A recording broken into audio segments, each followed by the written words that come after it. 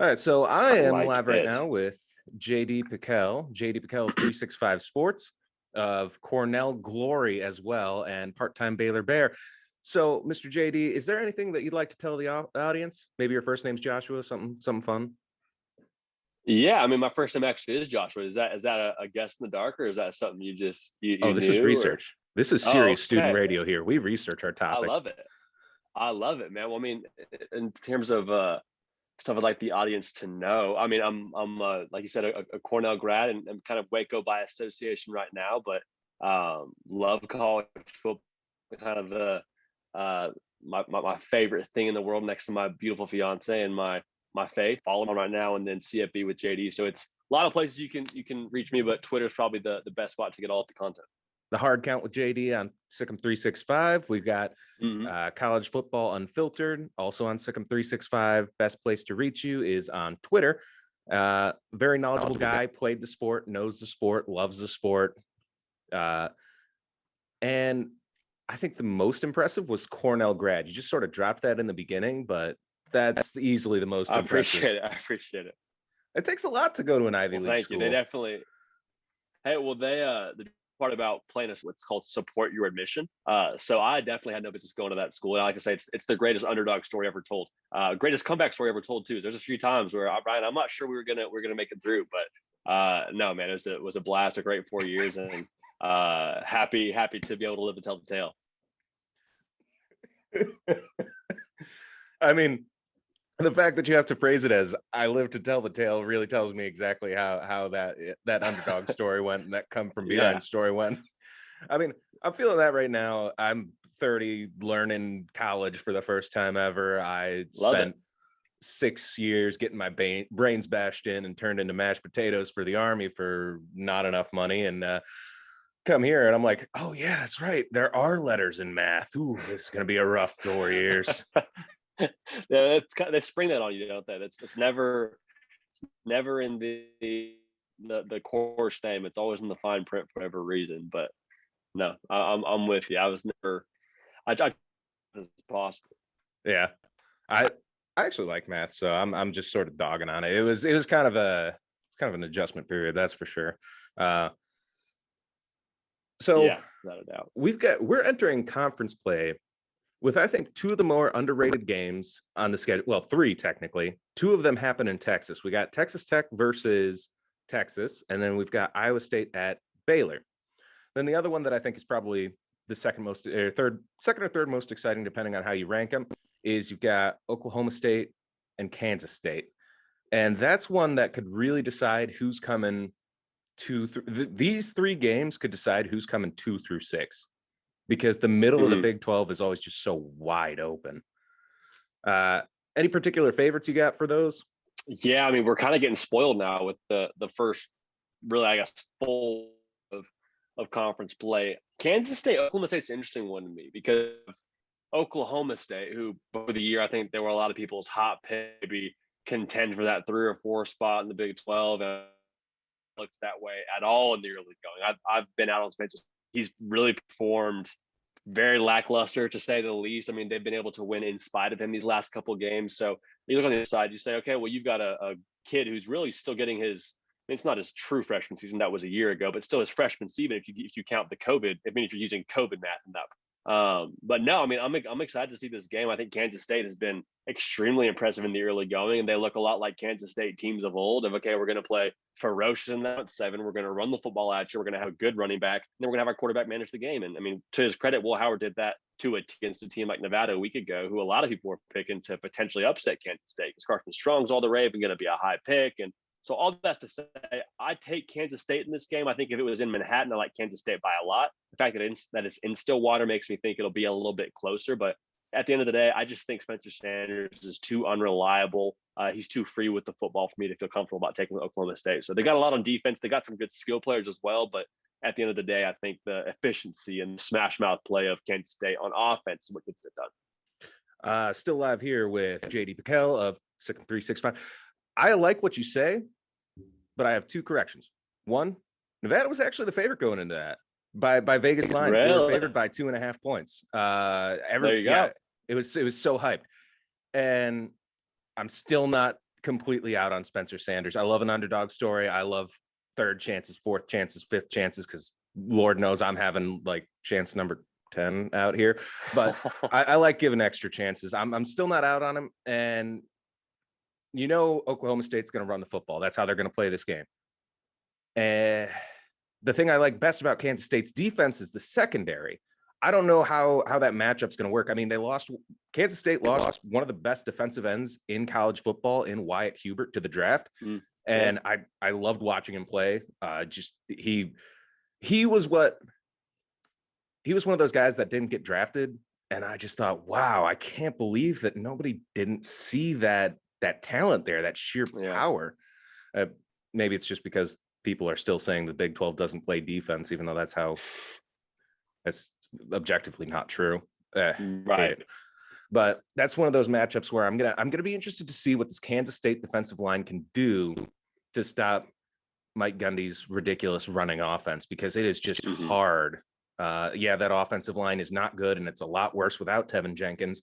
And that offense is really one-dimensional because they're going to run it, but it's still, there's enough weapons there. There's enough people there, enough good backs, enough blocking receivers, and just enough moving on that Oklahoma State offense that I never bet against Oklahoma State. I wouldn't ever bet against them, especially not in Stillwater. Hang on just a second. We're going to see. I think the fact that it's in Stillwater. No, you're great.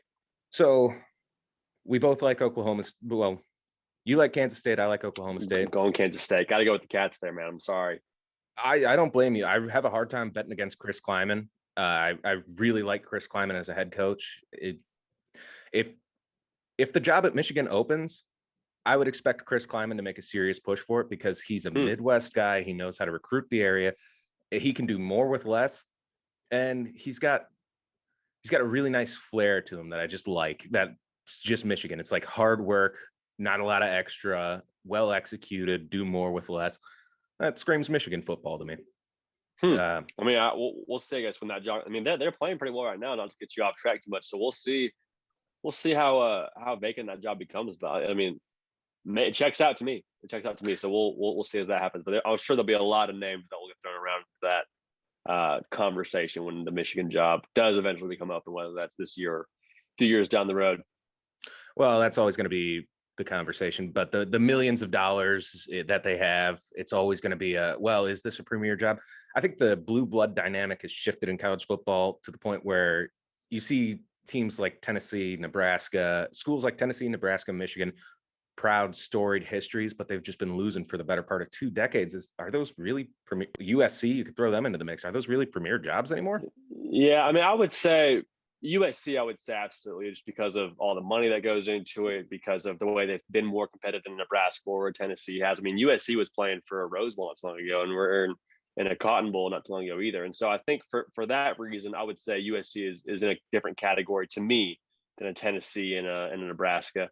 I think for the time being, you have to say that Nebraska still is, because the 80s wasn't that long ago. I mean, I guess now we're in 2021, but there's still a lot of college football fans. This college football generation, for the most part, understands what Nebraska was and what, they still, I think, can be if they were to get the right resources in place. Because right now, I think it's tough because the Big Ten is just so top heavy, and mainly with Ohio State, because Nebraska isn't dealing with the same resources Ohio State is. And so if you're going to be able to get Nebraska back to being that kind of prominence, you need to, it's kind of that chicken or the egg thing. Do you put money into it once it wins, or do you win and get money? So it's kind of a tricky dynamic there. But bottom line, I still would consider Nebraska a blue blood. Tennessee is a little bit trickier to get behind, just because there is so much great tradition already in the SEC, with teams like Florida that have been good more recently, teams like Alabama, who's running the table right now, and then obviously Georgia. So, and that way it's sort of crowded when you talk about the blue blood table. So as a whole, I would say they probably are all under the blue blood umbrella. If you want to try and whittle it down a little bit, Tennessee's probably that bubble team, that bubble program for me. But all in all, I mean, there's no denying there's still historic programs that have some place in the lure of college football. Yeah, everybody has a place in college football. That's one of the best parts about the sport. I mean, Kansas has a place. It's just as a perennial doormat, unfortunately, outside of the Mangino years.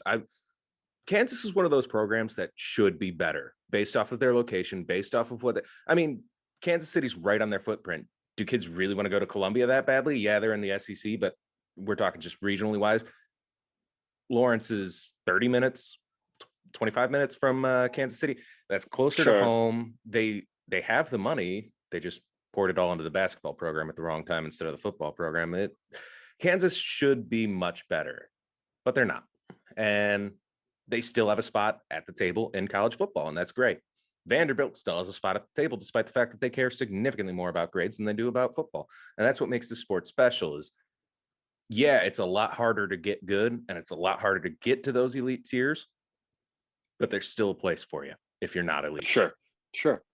And those regional matchups, those rivalries, they still matter. I mean, Kansas and Missouri should be playing every year. When you fight a war against each other as states, you should really be playing football against each other every year. I mean, Michigan and Ohio State fought a war over Toledo. Like, Kansas and Missouri should be playing. College football is better with those goofy little regional matchups. I'm for it. No, there's no pushback here. Speaking of Kansas, I think there is kind of a tough dilemma you have now, especially with social media, with just branding. Like in terms of branding, it is hard for recruits to get excited about going to Kansas. I mean, if you're a 3-star and Kansas is your biggest offer, then maybe you look a little bit closer. If it's between Kansas and an FCS school like South Dakota or North Dakota State, I mean, those are schools where it's like, maybe I'll go to North Dakota State because they just win a lot more. And so that's kind of the problem I think you have at Kansas. And not to get too far down a rabbit hole here, but I think you hit it on the head when you said it perfectly. It's a lot harder to get good now. I mean, the rich kind of stay rich. And I think college football is cyclical. Like, I don't think Bama will be Bama necessarily when Saban leaves. I don't think Clemson will be Clemson when Dabo Swinney leaves. But all that's to say, right now, the guys that are at the top are pretty firmly at the top. So we'll see some parity year in and year out, but the big dogs are kind of staying the big dogs until those coaches move on. That's just how it is in my mind. Yeah, and then those schools get trapped in the cyclical thought of, oh, well, we got to get a coach like that coach because he won like here. I mean, for the longest time, you couldn't get a job at Alabama unless you had a picture of you meeting Bear Bryant, working for Bear Bryant, something along those lines, which is how they got to be kind of a not very good team for those first early 2000s years. And for Michigan, it's been the same thing. You had to know Bo Schembechler. Who's Bo Schembechler to you? Was he your coach? Was he your super coach? I mean, they fired Rich Rod mostly because he wasn't a Michigan man, which was a quote, and it was totally made up by Bo Schembechler. Then you look at Ohio State, and for the vast majority of their existence, they've just been in a location where they were the premier football school. So you could just go to everybody in the state of Ohio where their recruiting is the best. And you could just say, all right, where the Big Ten's best regional recruiting happens, I should say. Yeah. And you could just go to all high school students. Oh, you want to play major college football in the state of Ohio? We're the only option. You come here. And then you go to places like Nebraska. For a long time, they just had great TV deals. They played big matchups that kids wanted to play against. I mean, Nebraska, Kansas State, Nebraska, Missouri, Nebraska, Oklahoma. I mean, we just saw that game. That was a great game, and it should be played every year. Yeah, it should be played every year. And that was, I mean, again, I don't want to get us too far off track, but I mean, that was a game where you look at Oklahoma and you say, okay, when are you going to turn it on? Because before the season, everyone was dubbing Oklahoma the preseason national champions. It's going to be them in Georgia, them in Bama, all this, that, and the other. And it's like, well, Nebraska lost to Illinois. And Illinois, I think, truthfully, their record is indicated right now. I think Illinois is a better football program than a lot of people are giving them credit for. But still, you should not be beating Nebraska by 7 points or whatever it was. You should be not beating Tulane by 5 points. And so in regards to the Big 12 side of things, Oklahoma's got to figure it out. Oklahoma's got to decide, okay, we're going to be Oklahoma. We're going to be Oklahoma, and we're going to play to our potential, because you can't sleepwalk against a team like West Virginia. I think you need to be able to turn it on right away. I mean, they have the horses to beat anybody they're playing. But if they want to mess around for a quarter or two, then it becomes a lot more interesting. Yeah, I think the weird thing I've seen with Oklahoma is how fans are kind of not as sure about Lincoln Riley as they were last year or this preseason. People are starting to get a little weird because the off the field stuff has happened. They're completely depleted at running back. It's a weird look for Oklahoma right now, where I see fans who used to say things, particularly on Twitter, where you can keep the receipts, used to say things where Lincoln Riley's the best coach in college football. You can't prove me wrong. Well, maybe he's got some stuff to work on. Sure. And I think some of that goes with the best teams and the teams that Lincoln Riley's had the luxury of coaching are player led. And so don't get me wrong, a lot of that is the precedent set by the head coach. So I don't want to knock Lincoln Riley, but I do think to a degree he's had the luxury of having quarterbacks like Kyler Murray, Baker Mayfield, Jalen Hurts, and all three are phenomenal quarterbacks. To the same token, they're all phenomenal leaders. And I know Baker Mayfield kind of gets a bad rap of, his antics and whatnot, planting the flag, but don't get it twisted. Those guys will follow him into battle any single day of the week, twice on Saturdays. And so you look now at a guy like Spencer Rattler, and the narrative seems to be both nationally and with people close to Oklahoma who are not necessarily sources for me by any means, but just people that I hear through other people and other people that I follow. He leaves some to be desired from an intangible standpoint. And so that tells me, okay, you don't have that alpha male you've had previously being the captain for your football team. Not that Spencer Rattler's not a captain, he is, but are you a captain or are you a leader? And I think those are two different things. And so for Spencer Rattler, if he's able to take that next step as a leader and mature and just kind of be the man and say, okay, this is my team. This is my team. Get on my back, follow me, and kind of set a standard. I think we're going to see a difference in Oklahoma. So right now, I think part of that is the culture that Lincoln Riley is allowing more than anything. He's not necessarily, perpetuating bad habits, but I think he is allowing for some of these things to happen. And it's on the locker room to be able to mitigate that and be able to set this team back straight. Yeah, I mean, that's like Urban Meyer at Florida. He was very passive in the culture. He was very passive. He let his vocal leaders be vocal leaders, and that worked. But sometimes the guys just don't have the juice to really fire everybody up and get everybody holding everybody accountable. And that's really hard to do in a 103 person locker room. It's really challenging to expect a 19, 20-year-old kid to come out there and really hold the veterans and the other guys accountable. There's no one size fits all. Every situation's different, but we're definitely seeing a switch from what everybody was saying preseason to what we're all looking at Oklahoma now. They got a Big 12 slate that's looking pretty tough. I mean, West Virginia housed Virginia Tech. Baylor, I'm still not sure what Baylor is. We'll get to that. I'm still not sure. Very excited to see what they are. I hope I don't figure it out against Iowa State. Not gonna lie, I really don't want to figure it out then. I'd like to figure it out 5 games into the Big 12 slate. I'd really like them to not know who they are against Iowa State. That would be great. That's the best case scenario. But there's a middle pack of about 7-8 schools that could really give Oklahoma a bad day any day of the week. So that's just not a schedule you can sleepwalk through, despite what everybody says, because Big 12 still hasn't played defense since 2007. Which is, of course, like you said, just not true. I'm sick of that take. It's a lazy take, and it's not been true for the last 6 years. Yeah, Oklahoma didn't play defense for the better part of a decade, but Oklahoma isn't the Big 12. I think that's what bothers me the most is you look at the one brand in the school that wins at a high level and you see what they don't do. And then you just blanket that out to the whole conference, because Gary Patterson's 4.25 has been nothing short of phenomenal since TCU's been in the Big 12. They've been nothing short of like a defense first, solid execution on offense. Yeah, sure. Your best quarterback's Kenny Hill, big whoop. He wasn't really, I mean, Kenny Hill has more athleticism and talent than I'll ever have. He's a phenomenal athlete, but he's not out there playing on Sundays. He's not that guy who's going to win the Heisman. He's a middle of the road Big 12 quarterback at the time. But the fact is that team was always defense led, always has been, always will be. That's who Gary Patterson is as a head coach. And I love it. I think there's a place for TCU at the table. Like I said, there's a place for everybody. But some tables are better than others. Some chairs better than others. But I mean, the Big 12 is the best table. Big 12 is the best table. That's all you got to say. Sure.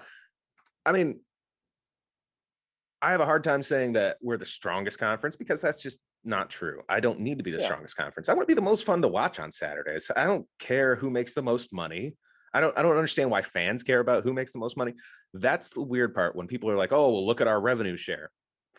Did they change the price of seats for you? Did they get you a bag of peanuts with that? What are you doing with that? Get that out of my face. Are you enjoying watching the product? Like Iowa fans, they're always talking about the money they make. I'm like, yeah, but you don't play offense. Your defense is great.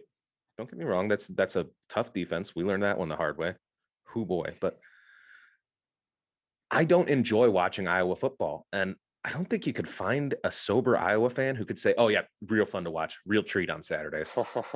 Yeah, it's definitely different brands, but I mean, I'm with you. I think the whole revenue sharing conversation is maybe good for pride, and it's fun to say, okay, we make the most. People want to watch us. People want to this, that, and the other. Maybe that's probably that's probably what the ACC, or excuse me, what the SEC is saying right now is, okay, well, we're going to be the big brand in college football. We're going to be what brings the money. People want to see us, and I mean, maybe that's true. I mean, that will be true with Oklahoma and Texas get there, but I mean, any true fan, I think, is worried about, okay, how did my team do this week? What's the conference race looking like?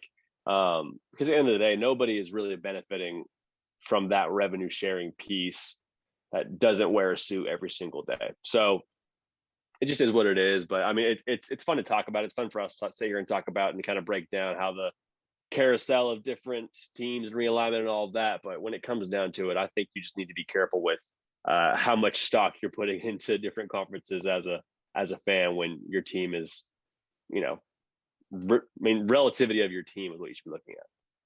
Yeah, that's a healthy way to look at it. I hear the revenue talk all the time, and I just said I don't care about the revenue. That's not going to pay my bills. That's not going to my mortgage. Like, yes, it's nice to have extra resources to pay coaches and do things like that, but that at the end of the day, I'm worried about winning football games. That's what I want to see. I want to see a fun, exciting product on the field because that's what I want to see. I don't want to be bored to sleep on Saturdays. I don't want to accidentally take a nap on a Saturday evening because it's a late kickoff. Like, I want to be Absolutely. excited for 4 quarters. Absolutely. With you. So talking about what Baylor's going to be, what do you think Baylor is going to end up being? What's their identity? What's their calling card? That's a great question. I think in a lot of ways the sample size is still pretty iffy because you have Texas State, you have Texas Southern, you have Kansas. So your one Power Five opponent is Kansas, which is in itself not super reliable. I think what you do know, you have two really strong backs. Abram Smith and Treston Ebner are both really special players. I think at least one of them, if not both of them, will end up being on some Big 12 all conference list when it's all said and done. Abram Smith, a guy who played running back, then linebacker, then running back again. So he runs the ball like a linebacker in the sense that he does a great job getting downhill, runs behind his pads, runs physical. This wide zone offense really complements him because a lot of what the wide zone asks you to do as a running back is be able to put that edge man in line of scrimmage, whether it's a linebacker, defensive end, put them in some kind of bind and make them decide. So as a back, being decisive and running hard is one of your best advantages, and he does that to a T. Treston Ebner is kind of the guy that'll catch the ball more in space. I think he's really lethal in space. He returns punts. Does a great job running the football as well. He's a different flavor, kind of the thunder and lightning, if you will, between the two. I'm interested to see, especially against Iowa State, when they get into more of these crucial Big 12 games. They're not playing the Kansases of the world. How much do you use your quarterback, Gary Bohannon? Because he is a phenomenal athlete. And I think the narrative always when you have a good athlete playing quarterback is, okay, well, can he throw the football? And the truth is, I don't know. We've seen so far, based on what, the sample size is, that he can. Was 19 for 23 against Kansas, which is a really efficient ball game to play. Don't matter if it's routes on air, if it's Kansas, which sometimes can virtually be the same thing. But to his credit, he did a great job getting the ball to his playmakers. And so if they can use him running the football to set up the pass, that's what Baylor really wants to do. It's funny because you talk about Iowa State and we talk about Baylor. In terms of their scheme, I think who they want to be is really going to be pretty similar.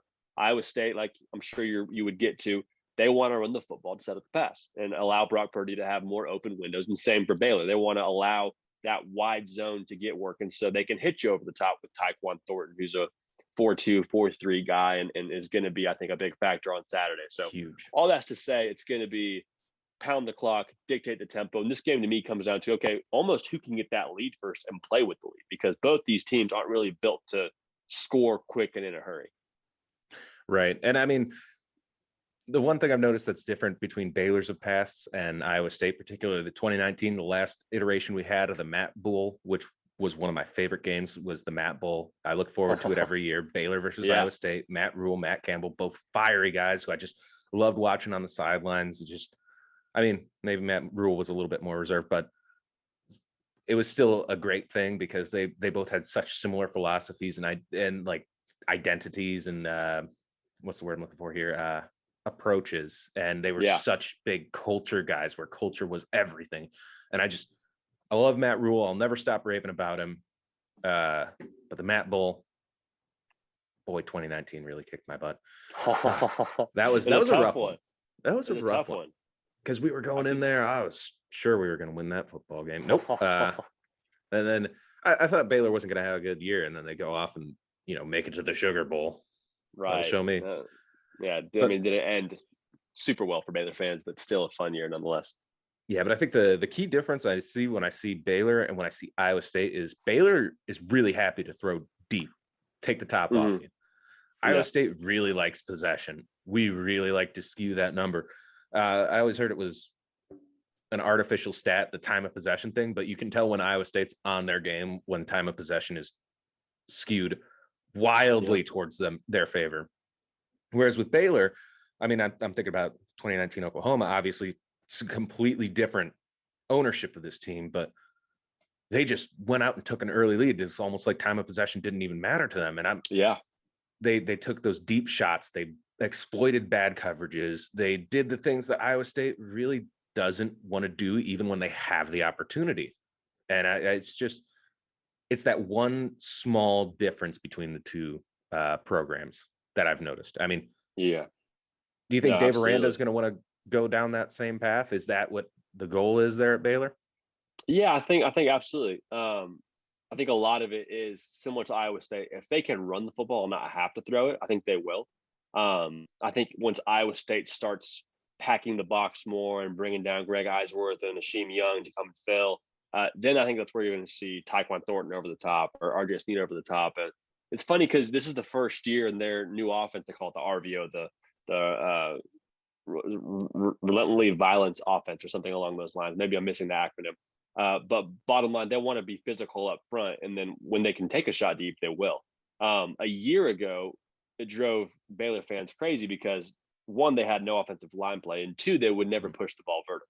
And so you would have these games where you're throwing it 40, 50 times with little to no success. And then maybe your running back's getting in the neighborhood of 10 carries and your quarterback, Charlie Brewer, is just getting knocked around.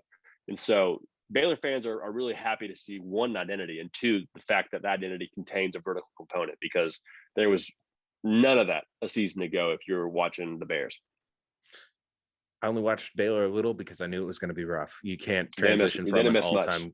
Yeah, you can't transition from an all-time great to a new head coach who's promising with virtually no offseason and expect good things to happen. You just can't do it. I wasn't gonna yell at Mel Tucker. I wasn't gonna yell at Dave Aranda. I wasn't gonna yell at any of the other three head coaches that just got hired, because it's a no-win situation. There's nothing good was coming of that. But I always enjoy watching what Baylor does in the Big 12 because they get good talent. It's impressive. Sometimes it's under-recruited talent. I mean, Matt Rule for the longest time was the most respected head coach, polled by high school Texas football coaches, most respected, most trusted. And it seems like that trend's keeping up with Dave Aranda, because all the Texas high school football coaches I still talk to, they're like, oh yeah, when Dave comes to town, we love it. We love it. Yeah. And I would think a lot of that is credit to the administration at Baylor. I think they really place an emphasis on character, and a lot of that probably comes from being a Baptist private school, and there's probably a reputation you have to keep as a school of that nature. But I mean, credit to them, between Rule and Aranda, it feels like the thing that you hear about both of them is that they're high character guys. So I mean, obviously that's fun to be associated with, and I think that does pay some dividends in recruiting. Absolutely. Yeah, love it. Who do you think wins the football game? And spread's right now at about 7.5. What's your pick against the spread? Yeah, so I mean, against the spread, if I had to go just with the spread, I think Baylor plus 7.5 is pretty safe. I've actually been saying for a while, I mean, even before we knew who the starting quarterback was, even when Baylor was playing basketball, I was saying I have a pretty good feeling, a pretty good gauge that I think Baylor's going to be able to go 2-1 between Oklahoma, Iowa State, and Texas. I think Texas is, I don't want to say safe, but I feel pretty confident thinking they'll beat them. Iowa State, for whatever reason, Baylor's just had a lot of success with, even a year ago where they go to Ames, they have virtually no offensive success outside of that game. I went into that game saying if Baylor can find a way to score 31 points, they're going to win the football game. They scored 31, and Iowa State scored 37, 38, something along those lines. And so for Baylor to be in a position where they got 3 interceptions, you told me before the game we're going to get 3 picks against Brock Purdy. Charlie Brewer is going to have a chance to win you the football game at the end, with Chuck being Mr. Clutch, according to a lot of the Baylor faithful. I mean, he's done it multiple times, and so for them to come up short in that game, I think gave a lot of light to, okay, if a Baylor team with no offense can come into Ames and be relatively successful on just that night for whatever reason, just feel like maybe this defense has Brock Purdy's number. So call me a homer, call you whatever you want. I really believe in the way this direction of this offense is headed, and I think the defense is going to be able to have a good showing as well, being in Waco. So I'm sure we're going to differ on picks here. I'm actually going to take Baylor. I'll take Baylor money line, but if I had to pick, a side, I'd go plus 7.5. I would actually take Baylor plus the 7.5. We don't play well in the heat. It's going to be 91 degrees. It's hot on the Brazos. That's not going to be a fun time. There's going to be an adjustment period. I've been there, done that. It's not fun. I would rather play Baylor in November. Sure. Don't want to play them in September. It's horrible. Not fun for fans either. No, well, it depends on which fans. If you're the fans that are sailgating, you're having a great time. But all the other fans, they are not having a great time. That parking lot outside of McLean is horrible. It's way too cramped. Oh, and that, I know that drinking's like kind of a wink, wink, nudge, nudge. We don't do that here, but sure. Yeah, no, I've been to a couple of the tailgates. I know who to talk to, but it's just the cold beverages are going to taste delicious, but all those fans are going to be way too dehydrated. The 20 or so I know from the Waco area who go to those tailgates still are they're going to be way too dehydrated to cheer their brains out. So they won't be having a good time. You're right. I would take Iowa State money line if I have to, just because homer pick. There. Also, I'm looking at it from Iowa State is right now a finished product. We're about as close to as good as this team's ever going to get. Now, some seasoning throughout the season is obviously going to make us better. That's how football works. That's how doing anything works. Once you get into the rhythm, things tend to work themselves out. But in general, I'm going to Baylor's on the opposite side where they're sort of still figuring out who they are. I'm hoping we can exploit that. I know Gary Bohannon's a good enough passer to beat us, but our defense is pretty scary. Like, it doesn't look like any of the other defenses in the Big 12. It's terrifying. Ashim Young is, I'm pretty sure he's the reason why Spencer Rattler's last name is now Spencer Rattled. Because Ashim Young scares that man. There's a lot of pieces on defense, and when you bring Eni Uwazurike in and he collapses the pocket from the middle, that's not a happy place to be. It's just there's a lot of, and Will McDonald just terrifies tackles. I think UNLV is still having nightmares about number 9 just splashing off the edge. So many holding calls that did not get called because it's Will McDonald. It's great. Will McDonald might be one of my favorite freak athletes out there. Just coming off the edge, it's just, there he goes. Got the quarterback again. Oh, look, another holding call. Oh, look, another holding call. What a surprise. But there's just, it's how much better is the offensive line for Baylor? Yeah, I think we're going to find out. We're going to find out. Baptism by fire. They were fortunate to be able to have Texas State, Texas Southern, and Kansas, and that's all great. I mean, we're allowed to get kind of the minor leagues out of the way in some sense. That's not, I'm not on Kansas, but that's kind of the nature of the beast right now. A year ago, Baylor couldn't do anything. Like we were talking about it earlier on our Big 12 show. For Baylor to be able to run the ball on 4th and 3 against anybody a year ago would have been something to write home about.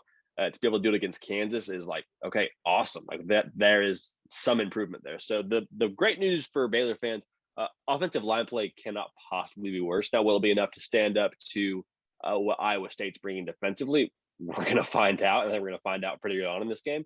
The benefit of Rick Grimes and Eric Mateos being the new offensive line coach, this offense specifically, the blocking scheme, is very much so built on athletic offensive linemen. You're not having to be delivering a pancake block every single play and just overpowering your guy. Whereas that's probably, what you would ideally like to see. I mean, you're always going to turn that away, but you don't need to have, big specimens overpowering guys in the defensive line. A lot of what it is just displacing the defensive line. So as I mentioned before, putting that edge guy in a bind, when you cut underneath him, the offensive line just has to take him where he wants to go, and whether it's wash him to the sideline or wash him down.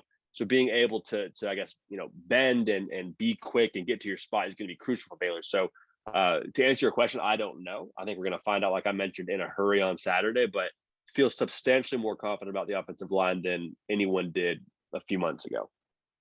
Right. And I mean, even if you do get clowned by Iowa State's defensive line, it's still not the end of the world. This might be the best defensive line in the conference. I mean, it's really hard to tell. Your best look is Iowa State's D line against Iowa's O line, and that was point Iowa State for sure. We got in the backfield, we got after the passer, Eddie Wazirike and Isaiah Lee and J.R. Singleton, they clowned on the best center in the nation in Tyler Linderbaum, and that's not something that everybody can do. So if Baylor's offensive line isn't looking hot, it's still not the end of the world for Baylor. You could still come in third, fourth, fifth, maybe still even second. Maybe Iowa State just falls off for a bit. But that's the great thing about the Big 12 is it's just so wide open. I mean, FPI has given us a 53% chance to win. So you guys are at 47, which, wow. That's a pretty even split. I'm excited to watch it. I mean, I'm probably going to have to take a chill pill because I'm going to be way too panicky about it. I don't like playing Baylor. It's a lot closer than it was a few weeks ago. Yeah, I don't blame you. I don't blame you. It'll be a good game regardless. I think it'd be encouraging for Baylor, honestly, in a lot of respects. If you can go toe to toe. I mean, like I said, I picked them to win the game. I think a lot of the fan base would be split on that pick. So I think being competitive against a team like Iowa State, who before the season started was a lot of people's pick to win the Big 12, and they still very, very well may do that. They're going to control their own destiny. I think being able to potentially tangle with Oklahoma more than once, we're going to see all that. But bottom line, people would be excited to see Baylor go toe to toe with a team like Iowa State based on where they were a year ago. Yeah, and as long as it's not like a fluky one too, 3+. If you guys are +3 turnovers and it's an 8-point game, that's not as good as even turnovers, 8-point game. That is significant improvement. And I mean, I trust Aranda. I liked the hire when it happened. I said, well, that's a reasonable fit. He knows the scouting area. He knows the recruiting area. He's a smart guy. I think Ed Orgeron was a little bit, callous and quick to fire off when he did leave, and he hired Bo Pelini and said things like, "Oh, seeing better defense than we ever saw." I knew a lot of that was just him being mad about being a spurned lover, but also the offense took a massive step back. So obviously your defense is going to look better in practice. Yeah. I kind of hope Ed Orgeron doesn't get fired from LSU, but I think that's already going to happen. Rodney feels like it's on the wall. UCLA game kind of put the last nail in the coffin, but I think they at least closed the coffin on him a little bit. And he could still burst out of that thing and go Undertaker on everybody, but it feels like he's kind of playing from behind right now. I would be surprised if it happened before the season ended. The big thing, and again, I keep getting us on these tangents here, Ryan, so feel free if you want to get us back on track. From what we're reading, what I'm reading in the national media, there will be a large impact on the USC hire based on what happens with the LSU hire. And that's from listening to the Josh Pate Late Kick Live, and he's phenomenal. All that's to say, I think the LSU job will impact the USC job. So we'll see how the dominoes fall. But if Orgeron, if Orgeron ends up leaving, I mean, there's a small part of me thinking it'd be great to have him back at SC. I don't think that'll happen. That's kind of probably a far cry, but fun to dream. I've heard it's pretty much going to be a no from the USC crowd, from the donors and the people. I think what I had heard, and this could just be sports radio pulling rabbits out of their hats, but they want to still be as distanced from the Pete Carroll regime as humanly possible. And interesting. The other thing is that he sort of grew this massive ego after the 2019 season, where he had arguably the best college football team ever assembled and played Yeah. the best college football season hands down, to where now he doesn't listen to input as much. And that's kind of a known fact at SC now, is they've heard from the other people in the know that, oh yeah, you don't want him, he's gone off on a power trip, he's his own ego. And I'm loving this tangent because it's just phenomenal, because that's the best part about student radio is I can sit here with JD Pickell of Sic Em 365 and we could just talk about how Ed Orgeron's going to change USC and how USC is going to probably take away James Franklin from Penn State and how they're probably going to come after Matt Campbell. But that's probably not going to happen, because you're going to need to up the compensation package from around. He's making $4 million a year right now. You'd have to guarantee him 5 years probably. And then you'd have to talk about a number that's just astronomically higher, where you're going to have to pay his buyout, because that's $10 million. That's one of the things that isn't going to happen with the SC job is Matt Campbell. Bookies put that name on there just to make free money. I'm not even joking. Well, there you go. I have a good friend who's a USC alum, swearing up and down it's going to be someone from the NFL. And he's just saying, hey, LA is a different beast. Needs to be someone from the NFL. Coaches want control. You don't get control at a place like USC because there's too many things out of your control in a place like LA. And so I'm really interested to see how that all unravels. If it were to be somebody in the NFL, Eric Bieniemy is a name that gets tossed around that I think makes a whole lot of sense. Have heard the name like Doug Peterson thrown around, Matt Nagy. And again, I say I've heard as in like I have talked about these things with friends and read different hot lists. So bottom line, we just know it's not going to be Urban Meyer. Can pretty well. That's what we're hearing. I mean, he would be, I think, unwise to take that job, and he's came out and said, "I'm not going to take that job." So I mean, who knows? Nick Saban said the same thing before to the Alabama job. So I mean, who knows what that all amounts to? But I think would be surprised if he abandoned the project already. I think a better comparison is Bobby Petrino, because they're both kind of scumbags. Okay. I'm saying that Urban Meyer versus, Petrino's got some real stuff that he was carrying out. I mean, Urban Meyer's got some questionable characters hired, but Petrino got his own. It was a pure dirtbag. Yeah. I've been throwing a lot to be desired. I've been throwing a lot of Bobby Petrino pictures out there every time Urban Meyer starts like talking on every time I see an Urban Meyer press release or anything, I just throw a picture of Bobby Petrino out there, just because if the shoe fits, wear it. He went to the NFL thinking he was going to win 17 games a year. And that's the most Bobby Petrino thing ever. Now it's hard. And you can see the writings on the wall where this isn't working. Players are mad at Urban Meyer. Coaches are mad at Urban Meyer. Management's mad at Urban Meyer. He's had more investigations and accumulated more fines than any other coach in the NFL. And this isn't just like a, rookie NFL coach thing. This is like serious mismanagement, malpractice. He has to get out of there. I think USC is just the perfect, I just had to take it. This job only comes open once in a lifetime. I got to do it. I think that.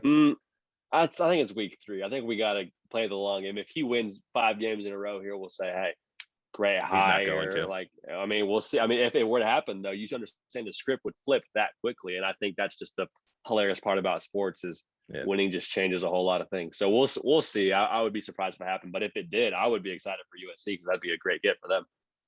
I think it'd be a good get. I mean, he's a really good recruiter. He's a known quantity. He puts guys in the NFL, and that's what USC wants. It's flashy. It's Hollywood. It makes perfect sense.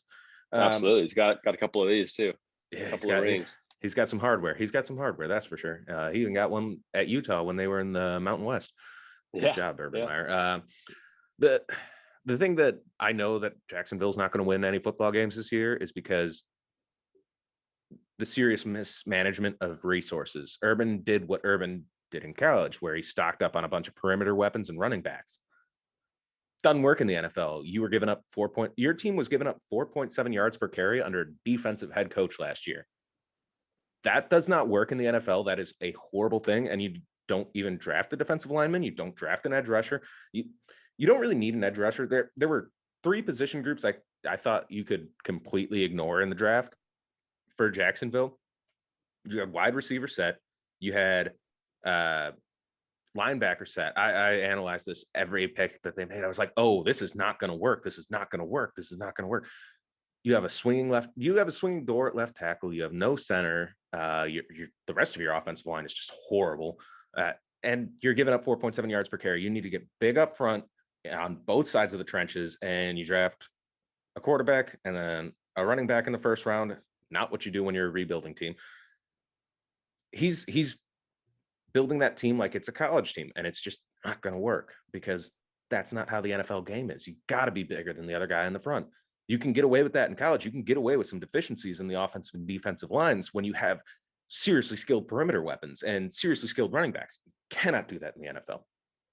Yeah, we're gonna see, I think, because the college game obviously is so different than the NFL game, especially in the assembling of your team. Like, obviously now he's got grown men that are making more money than him, and he's trying to put a team like that together. So for his sake, I hope he gets the time in Jacksonville. I hope they allow him to have the time to build a team and just let the Urban Meyer experiment work. Because at this point, you're committed to the Urban Meyer phenomenon. I mean, I think you've bought stock in it.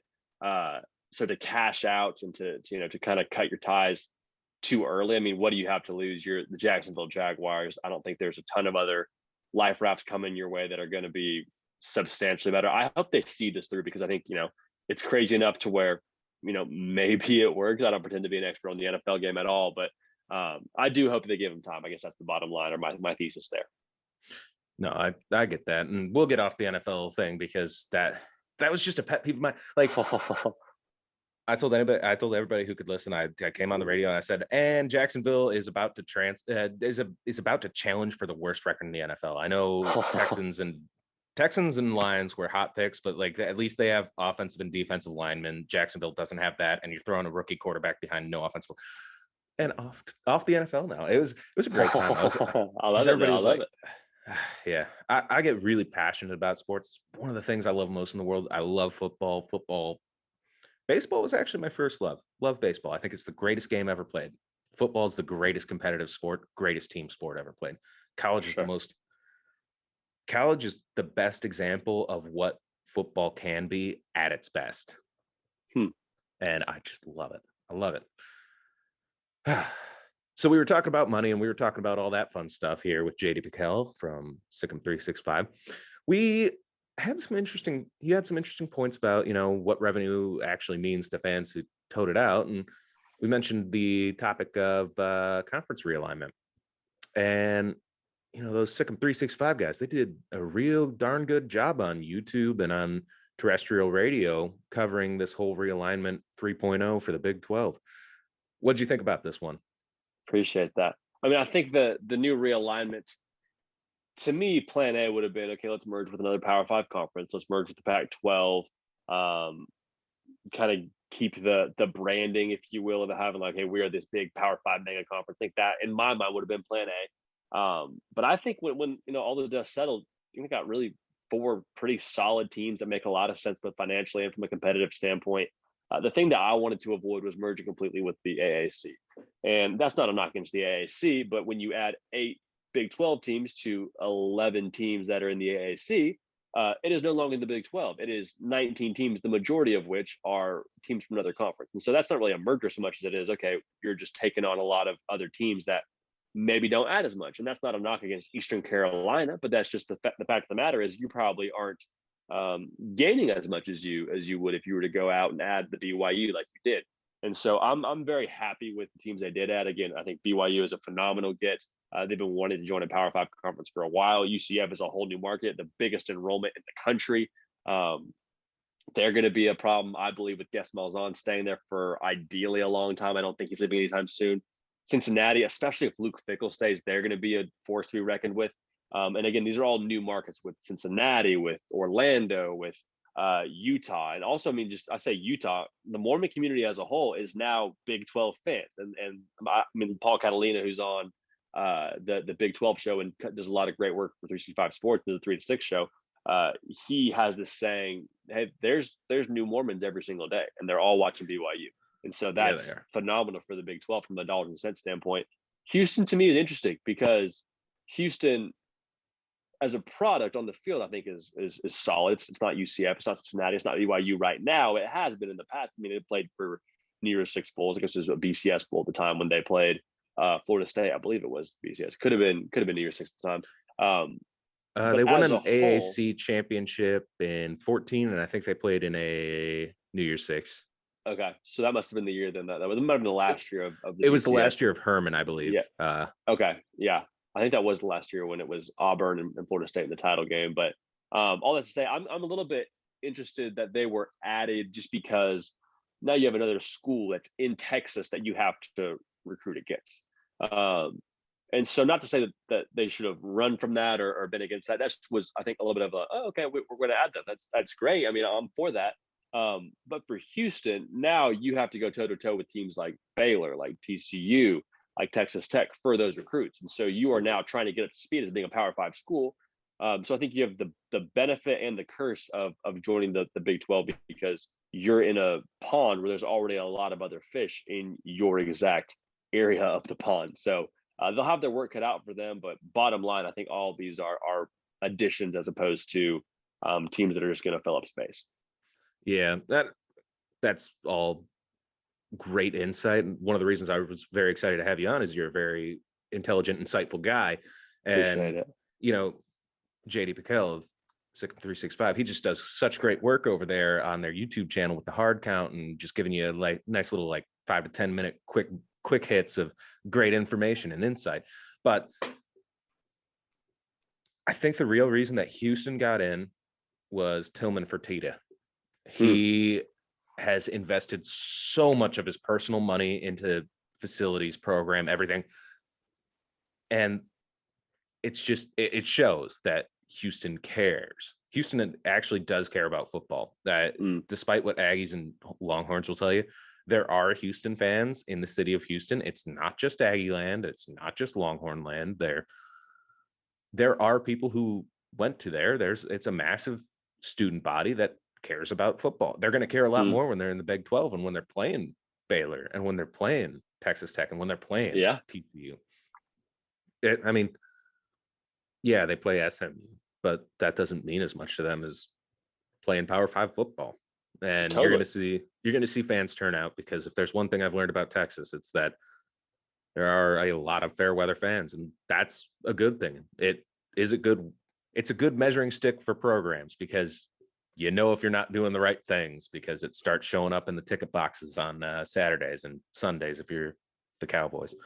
They'll never not have one, but Houston Texans, they get that problem, and so do all the Power 5 and G5 football teams in Houston. When they stop winning and when things aren't going well, it shows up on Saturdays.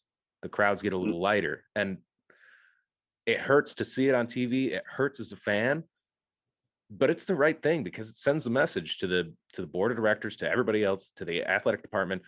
Hey, you're not doing the right thing. We're not going to show up. We're not going to waste our time. If you're not going to try, we're not going to care.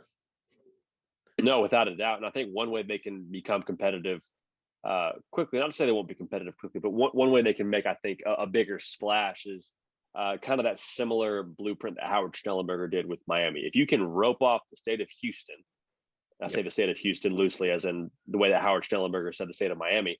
If you can do that, there is a lot of great talent in that however many million, I should say, metro population.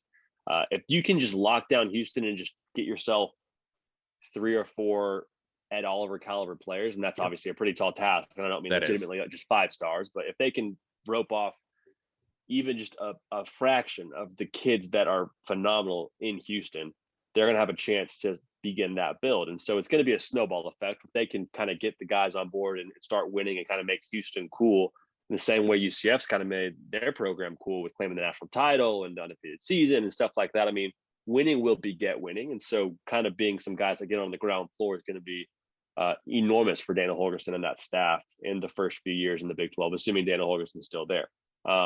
So I think that's another piece of it, getting the right coach. Is that going to be Dana Holgorsen? Is that going to be somebody else? Time's going to tell, but having some continuity and having the right name, I think in a lot of ways will have an impact on being able to recruit Houston, because that to me is the key. Can you lock down Houston? Can you keep those guys close to home and not go into the TCUs, the Baylors, the Texas Techs? Well, I think that's going to be pretty easy. Kids from Texas, they like staying home. Kids from Florida, not as much. Kids from Texas, they like staying home. You just gave them an excuse to not leave the Houston metro. Now, your biggest competition in Houston, recruiting wise, traditionally has always been Texas A&M. Yeah. They're the closest, but they're also still not that close. If your sales pitch is you're going to play every Saturday, you're going to be out there early and often, and your parents only have to drive 20 minutes to see you, that's probably a better sales pitch than what A&M is going to do for you. I mean, you're also talking about oil sponsors. There's going to be sponsors galore in this new NIL era, and I'm all for it. Make your money, cash your checks, do you? I'm very excited for these 4 teams. I think this is probably the second best outcome for the entirety of the Big. Well, this is probably the best outcome for the entirety of the Big 12. The second best outcome for my school personally, and I think my school personally, Iowa State, the best outcome was Kansas State, Oklahoma State, Texas Tech partnering off, going off to the Pac-12. That's personal opinion. It is not shared up here. Everybody still probably wants to go to the Big Ten, but I loathe and detest Big Ten football. And I will say this until I'm blue in the face. I'm going to say it again. You do not want to be the other Big Ten school in Iowa. You just don't want to be in that position.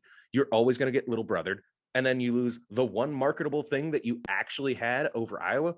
Hey, wide receiver from Des Moines, you want to come have fun and play for a fun brand that plays fun football, sometimes in Texas? Come here where people care. Come to Iowa State. We play fun. We play other fun teams. There's fun here. You lose that one thing. I mean, thanks. I've been working on my recruiting pitches for a while. I'm going to ditch this whole radio thing and go be a head coach here at Iowa State when Matt Campbell retires. Yeah, I can't wait, man. Let me know so I can get some field passes. Yeah, I'll make sure to hire you on. Actually, Please do. Pick your brain. Yeah, go ahead. But you have that one marketable trait is that you're not in the Big Ten. You play other schools that are an exciting brand of football. Yeah, sure. You're maybe not playing Ohio State every 10 years that Iowa's done it, but they only play them every 10 years. You're still playing big games and places that matter. I mean, you look at Illinois. So if we go to the Big Ten, it's going to be in the Big Ten West. You're going to watch Illinois football. Does that do anything for you? Probably not. Brett Bielema is a good coach, but does he still have his stuff? I mean, he took that Arkansas job, which was just a shocker to everybody. I could never believe he was going to leave Wisconsin to go to Arkansas. Isn't that a demotion? Still not sure on that one. Sure.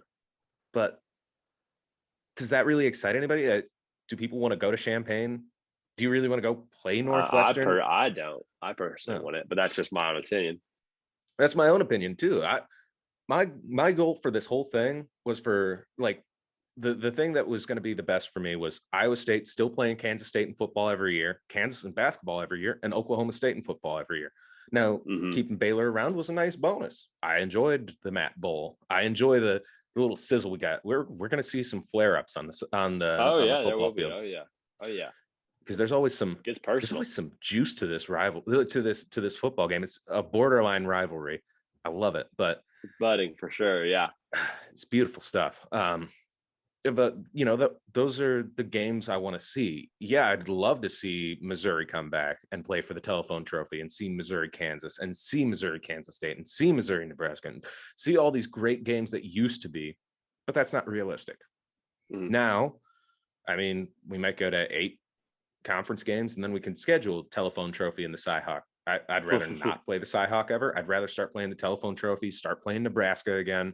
Don't play the Cyhawk every year. Schedule me something fun or something. I don't know. Yeah. I'm just a radio guy. I don't care for the Cyhawk. I'm not from Iowa. My opinion is invalid. I know it doesn't matter, but you might catch some heat there. Yeah. I catch it all the time. I'm like, we shouldn't be playing it every year. Oh, why? It's a big deal. It's not a big deal. It's a game. Whoa, you're treading on some difficult ground, I would imagine. If you're going to offer me the option to play Mizzou for the Telephone Trophy or the Cyhawk game, I'm going to take Mizzou 10 times out of 10. Telephone Trophy is just a goofy story that is hilarious to get rehashed every year. That used to get rehashed every year, where they tell the story about the Fritzy telephone, and that's why you play for a half gold, half red telephone. And, like, it was a goofy rivalry from a game that was never really a rivalry. It was funny. It's a funny game. Like, Farmageddon's real business. Farmageddon, Kansas State, Iowa State is the most perfect Big 12 game ever.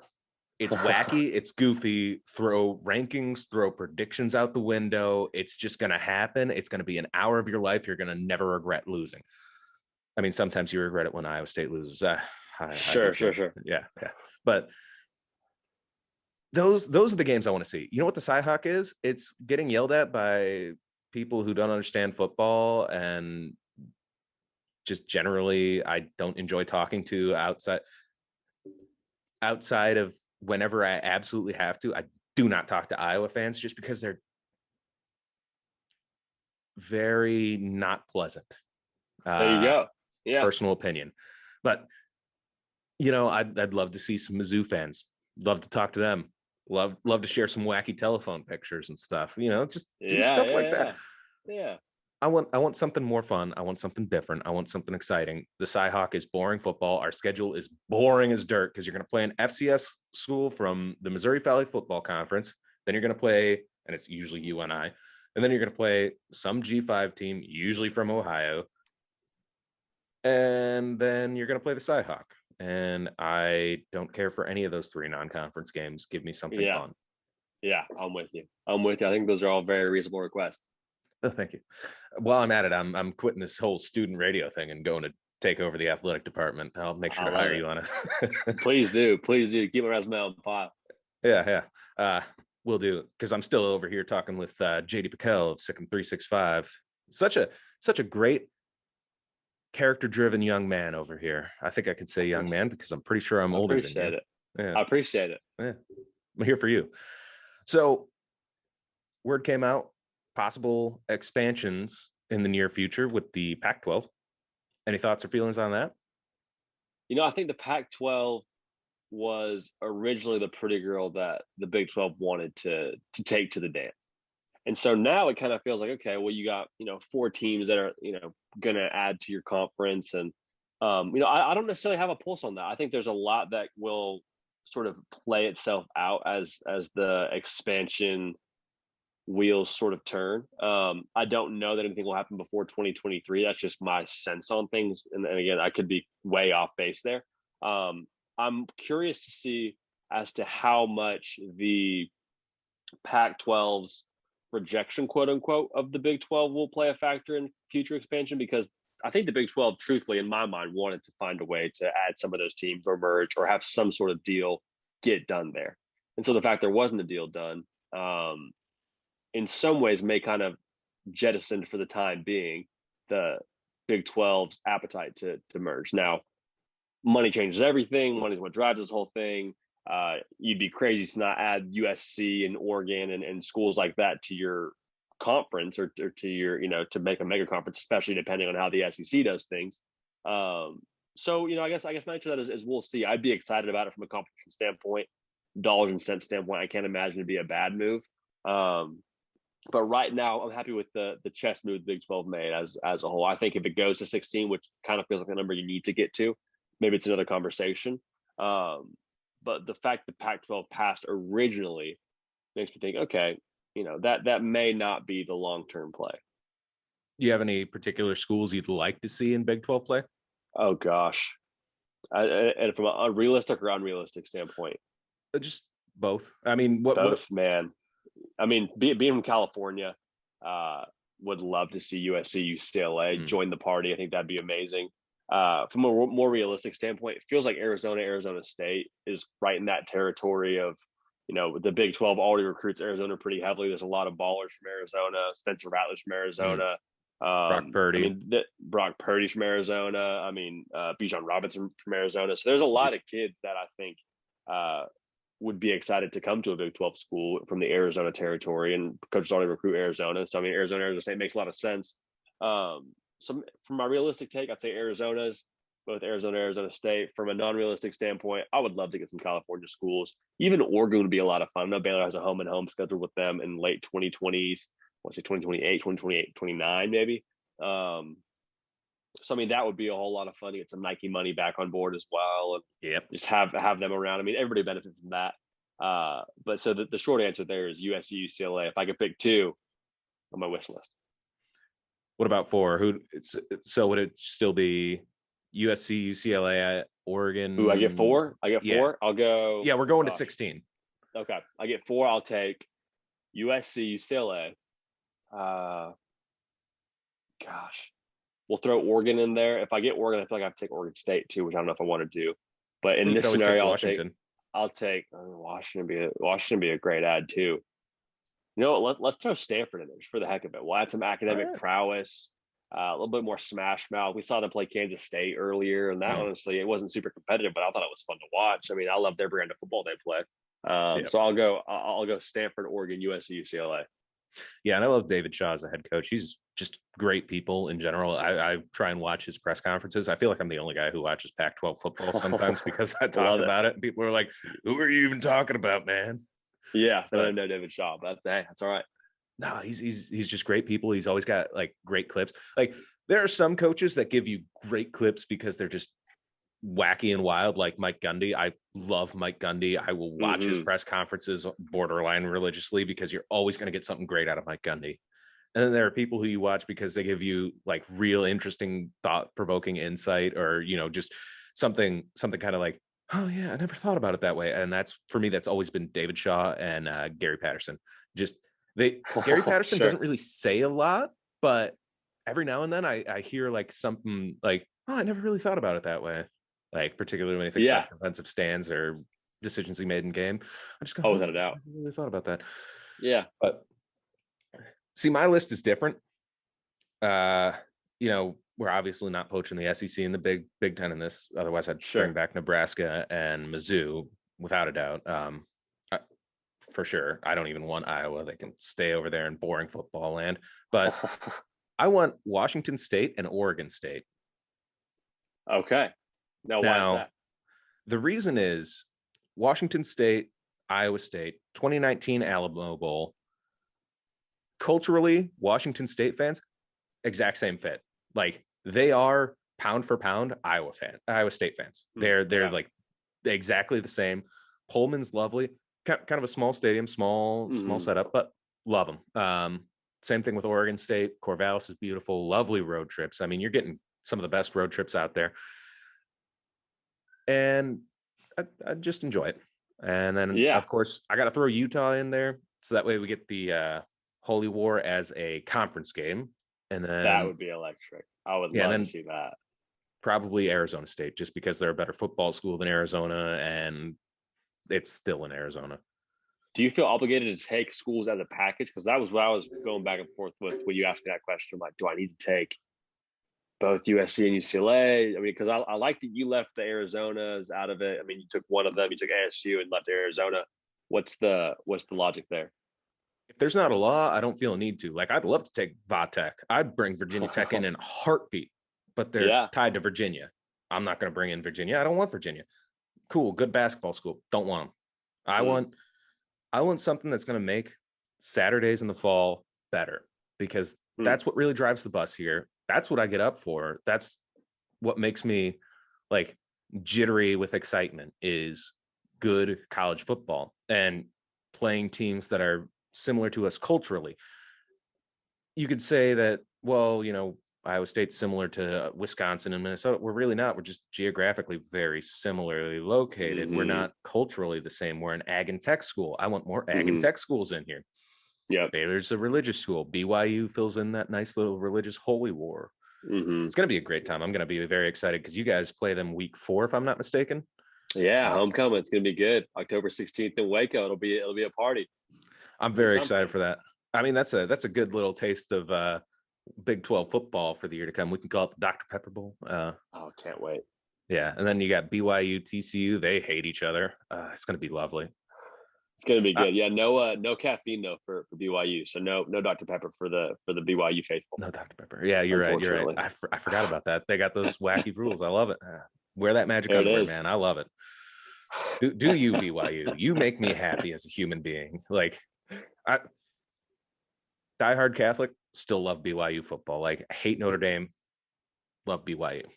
Yeah, That they're was fun always to my. watch, man. They're a fun brand of football to watch. They're a fun brand of football to watch. LaVell Edwards Stadium just looks beautiful. I'm glad that It they're coming does. It in. does. I was excited when I heard they were the addition.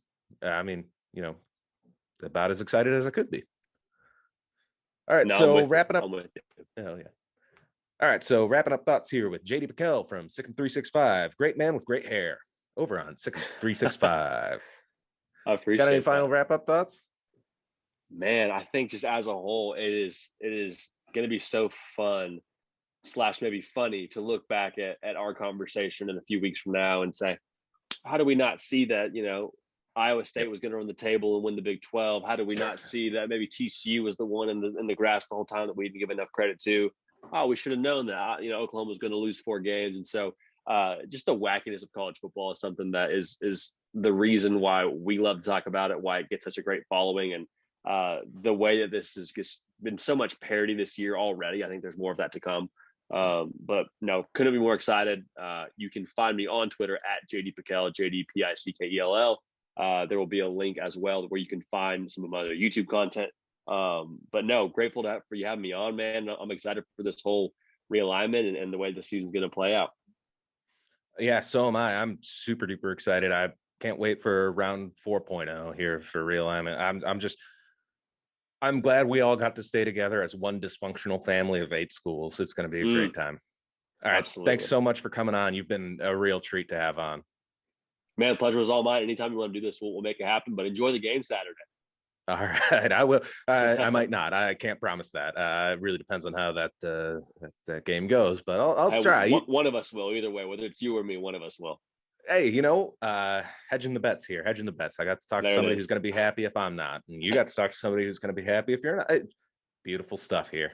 Perfect.